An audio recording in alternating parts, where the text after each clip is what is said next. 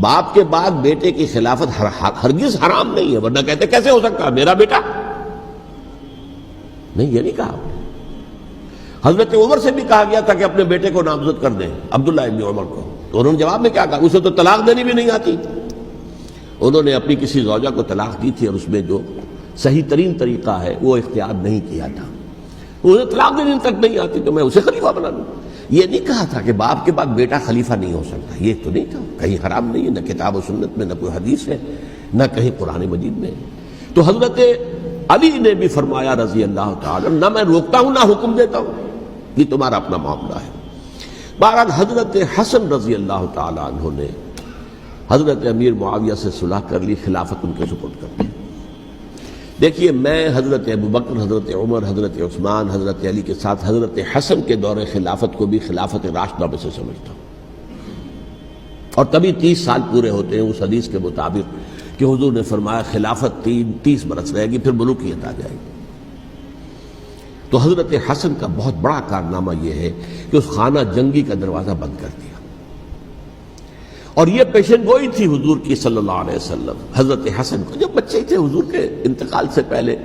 میرا یہ بیٹا مسلمانوں کے 2 گروہوں میں صلح کرائے گا، یہ حضور کی پیشن گوئی تھی، اور وہ پیشن گوئی حضرت حسن کے علم میں بھی ہوگی یقیناً۔ بہرحال انہوں نے صلح کی حضرت امیر معاویہ کے ساتھ رضی اللہ تعالی عنہ، خلافت ان کے حوالے کر دی، اور کچھ شرائط تھیں طے ہو گئی، اللہ اللہ خیر صلی اللہ۔ حضور کی تو یہ پیشن گوئی جو ہے صحیح ثابت ہوئی کہ میرا یہ بیٹا مسلمانوں کے 2 بڑے گروہوں کے درمیان صلح کرا دے گا،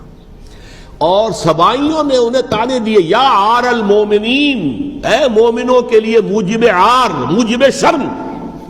تم نے بزدلی دکھائی ہے، تم نے امیر معاویہ کو خلیفہ تسلیم کر لیا، تم نے بزدلی دکھائی، معاذ اللہ ثم معاذ اللہ ثم معاذ اللہ۔ اب میں کچھ باتیں حضرت امیر معاویہ کے بارے میں کہنا چاہتا ہوں، اس لیے کہ وہاں اس میں میں نے حضرت معاویہ کے بارے میں یہ تو بہت شدت کے ساتھ کہا تھا، اور میں اب بھی اس پر قائم ہوں اور پوری طریقے سے قائم ہوں۔ میرا مستقل موقف یہی ہے کہ حضرت معاویہ رضی اللہ تعالیٰ عنہ کے دور خلافت کو ہم خلافت راشدہ میں شامل نہیں سمجھتے، اہل سنت میں سے کوئی بھی نہیں سمجھتا،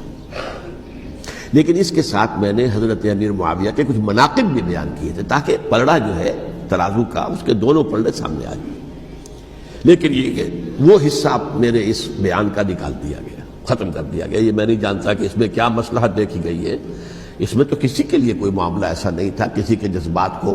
جو ہے وہ ٹھیس پہنچانے والا، کیونکہ میں نے کہا وہ خلیفہ راشد نہیں تھے، صاف میں نے کہا، بلکہ وہ دور ملوکیت کا آغاز ان سے ہو گیا ہے۔ بلکہ جب ایک صاحب نے یہ کہا کہ کربلا کے بعد سے دور ملوکیت آ رہی تھی، تو میں نے کہا نہیں جناب، دور ملوکیت تو 20 سال پہلے پوری ہو چکی تھی، شروع ہو چکی تھی۔ حضرت امیر معاویہ کے بھی 20 سال میں وہ دور ملوکیت میں شمار ہوتے، انہیں کسری العرب بھی کہا گیا، عرب کے کسریٰ، جو شہنشاہ ایران کا خطاب تھا، حضرت معاویہ رضی اللہ تعالیٰ عنہ کو کسری العرب کہا گیا، عرب کا کسریٰ یہ۔ لیکن دوسری طرف یہ ہے کہ وہ صحابی رسول ہے رضی اللہ تعالیٰ، حضور کے برادر نسبتی بھی ہیں، حضور کے سالے ہیں، ان کی ہمشیرہ ام حبیبہ حضور کی زوجہ محترمہ ہیں، ام المومنین ہیں ام حبیبہ رضی اللہ تعالیٰ عنہ۔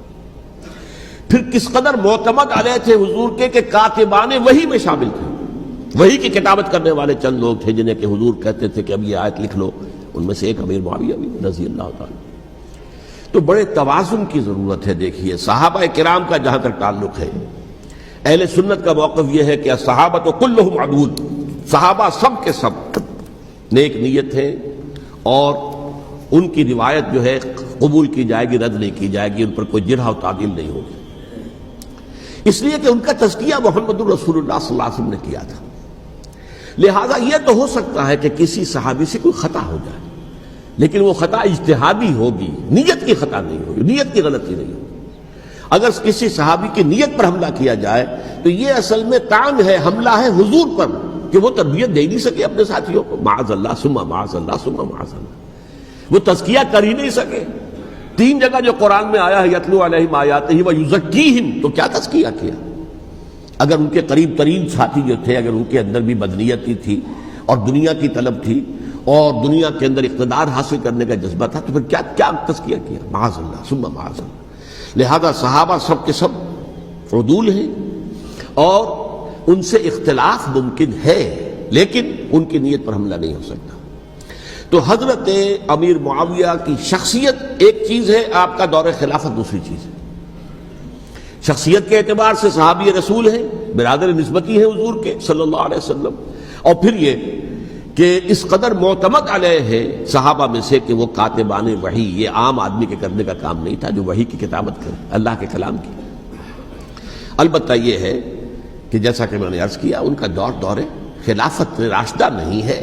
وہ ملوکیت کا دور ہے۔ یہ میں نے جیسا عرض کیا، میں نے ایک صاحب نے جب یہ کہا کہ ملوکیت شروع ہو رہی تھی، میں نے کہا شروع نہیں ہو رہی تھی، ملوکیت تو 20 سال پہلے شروع ہو چکی تھی۔ اسی طریقے سے ایک صاحب نے کہا تھا کہ اسلام کو قائم کرنے کے لیے حضرت حسین میدان میں آئے، میں نے کہا یہ بھی غلط ہے،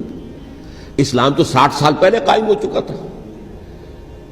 نبی اکرم صلی اللہ علیہ وسلم کے دستے مبارک سے اسلام قائم ہو گیا، جاء الحق وزهق الباطل ان الباطل کان زهوقا، پھر 30 برس تک وہ کامل شکل کے اندر قائم رہا۔ تو اسلام جو ہے وہ در حقیقت اب قائم کرنے والی بات نہیں تھی، البتہ اس کے اندر زوال شروع ہو گیا تھا، اس زوال کے عمل کو روکنے کے لیے حضرت حسین میدان میں آئے۔ یہ ایک چیز کو صحیح تاریخی پرسپیکٹو میں رکھنا، تو جس طرح سے دین کو قائم کرنے کے لیے دیکھیے قائم تو کیا محمد رسول اللہ صلی اللہ علیہ وسلم والذین معہ رضی اللہ تعالی عنہ، انہوں نے کیا تھا۔ ہاں اب جو ہے وہ اپنی اس شاندار حیثیت سے نیچے گرنے لگا تھا، وہ میں بعد میں عرض کروں گا کہ میں نے اسے کیا عرض کیا تھا کہ یہ اس زوال کو روکنے کے لیے کسی طریقے سے یہ اپنی اصل حقیقت میں قائم رہے، یہ حضرت حسین رضی اللہ تعالیٰ عنہ کی سعی تھی۔ اچھا، حضرت امیر معاویہ کے جو 20 سال ہیں وہ پورے امن، سکون، اطمینان، کوئی جھگڑا، کوئی فساد، کوئی اختلاف، کوئی باہمی فانت دینی، کچھ 20 سال۔ یہ بھی تاریخ کی بڑی چشم کشا حقیقت ہے جو عام طور پر لوگوں کے علم میں نہیں ہے۔ سبائی بھی دبکے رہے، حضرت امیر معاویہ کی حکومت اتنی مضبوط تھی، کنٹرول، کہ ان کو کچھ سر اٹھانے کا موقع نہیں ملا۔ موجود تھے، دبکے رہے، جیسے کہ میں نے کہا ریولوشن کے آخری مرحلے پر آ کر جو مخالفین ہیں وہ دب جاتے ہیں کہ پھر دیکھیں گے موقع ملے گا تو پھر لیں گے ان سے حساب کتاب۔ 20 سال رہے ہیں پورے امن کے، 10 سال کے بعد یعنی درمیان میں ہے حضرت امیر معاویہ کا عہد خلافت۔ ایک صحابی جو کہ بزرگ صحابہ میں سے ہیں، مغیرہ ابن شعبہ رضی اللہ تعالی عنہ، وہ آتے ہیں اور وہ کہتے ہیں کہ دیکھیے امیر المومنین، کتنی بڑی خانہ جنگی رہی تھی مسلمانوں کی آپس میں، اور اب بھی اگر آپ کسی کو نامزد کیے بغیر چھوڑ گئے امت کو تو پھر خانہ جنگی ہو جائے۔ 1 لاکھ اس وقت جو ہے وہ ہلاک ہوئے تھے، نہ معلوم اب کتنے ہلاک۔ لہذا آپ اپنی زندگی ہی میں نامزد کر دیجئے کسی کو خلیفہ، ولی عہد بنا دیجئے۔ حضرت امیر معاویہ نے ابتداءً جو ہے انکار کیا نہیں، لیکن ان کے دلائل ایسے تھے وزنی، اور میں سمجھتا ہوں کہ وہ بات صحیح تھی جو مغیرہ ابن شعبہ نے کہی، اس لیے کہ اب صحابہ کرام میں سے جو کبار صحابہ تھے وہ تو سب دنیا سے رخصت ہو چکے تھے۔ اب تو یا صغار صحابہ رہ گئے تھے جو حضور کے زمانے میں بچے تھے، حضرت حسن، حضرت حسین، عبداللہ ابن زبیر، یہ بچے تھے نا، یا تو وہ تھے،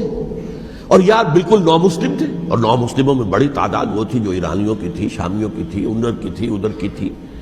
تو ان کو تو ظاہر بات ہے کہ تربیت نبوی سے کیا خلافت راشدہ سے بھی اکثر و بیشتر کو کوئی حصہ ملا ہی نہیں۔ تو اس صورت میں اب وہ اعلیٰ ترین معیار پر حکومت کے نظام کو قائم کرنا ممکن نہیں ہے۔